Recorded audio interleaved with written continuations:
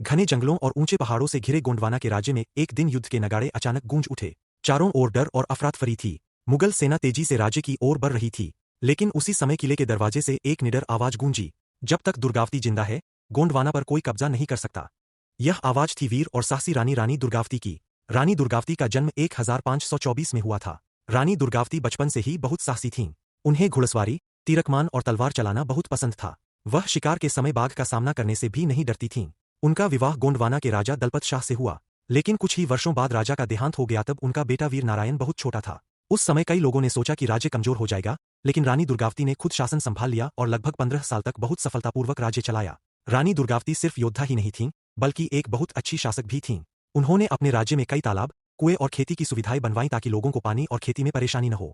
इससे गोंडवाना राज्य बहुत समृद्ध हो गया। प्रजा उनसे बहुत प्यार करती थी क्योंकि वह न्यायप्रिय और बहादुर थीं।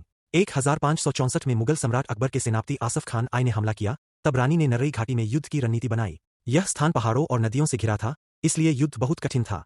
उस समय अधिकतर राजा युद्ध में सेनापति भेजते थे, लेकिन रानी दुर्गावती खुद घोड़े पर बैठकर सेना का नेतृत्व करती थीं। यही कारण था कि सैनिक उनसे बहुत प्रेरित होते थे। मुगल सेना बहुत बड़ी थी, फिर भी रानी ने हार नहीं मानी।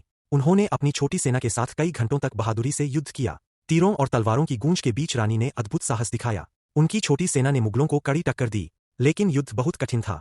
लड़ते लड़ते रानी गंभीर रूप से घायल हो गईं। तब भी उन्होंने हार मानने से इनकार कर दिया। उन्होंने कहा कि वह कभी भी दुश्मनों के हाथों कैद नहीं होंगी। आखिरकार 24 जून 1564 का वह दिन आया, जब युद्ध की भीषण लपटों के बीच भी वीरता की एक अमर मिसाल जन्म ले रही थी। गंभीर रूप से घायल होने के बावजूद रानी दुर्गावती का साहस जरा भी नहीं डगमगाया। उन्हें यह स्वीकार नहीं था कि वे शत्रुओं के हाथों अपमानित होकर जीवित रहें। इसलिए उन्होंने अपने सम्मान, स्वाभिमान और स्वतंत्रता की रक्षा को सबसे ऊपर रखा और वीरता के साथ अपने प्राणों का बलिदान दे दिया। उनका यह बलिदान केवल एक रानी की मृत्यु नहीं था, बल्कि आत्मसम्मान और साहस की अमर गाथा बन गया। आज भी इतिहास में रानी दुर्गावती का नाम अत्यंत सम्मान और गर्व के साथ लिया जाता है। वे ऐसी निडर और स्वाभिमानी रानी थीं, जिन्होंने अपने राज्य, अपनी प्रजा और अपने सम्मान की रक्षा के लिए अंतिम सांस तक संघर्ष किया। रानी दुर्गावती ने 52 युद्धों में से 51 में विजय प्राप्त की थी। उनकी स्मृति में जबलपुर विश्वविद्यालय का नाम बदलकर रानी दुर्गावती विश्वविद्यालय कर दिया। वीर रानी को श्रद्धांजलि अर्पित करते हुए उनकी शहादत की याद में एक डाक टिकट जारी किया। रानी दुर्गावती का बलिदान दिवस 24 जून को बलिदान दिवस के रूप में मनाया जाता है। रानी दुर्गावती भारत की सबसे साहसी रानियों में से एक थीं, जिनकी वीरता आज भी लोगों को प्रेरित करती है। अगर आपको रानी दुर्गावती के साहस और वीरता की यह कहानी पसंद आई हो, तो इस वीडियो को लाइक जरूर करें। ऐसी ही प्रेरणादायक और सच्ची ऐतिहासिक कहानियां देखने के लिए हमारे चैनल को सब्सक्राइब करना न भूलें और इस कहानी को अपने दोस्तों के साथ शेयर भी करें।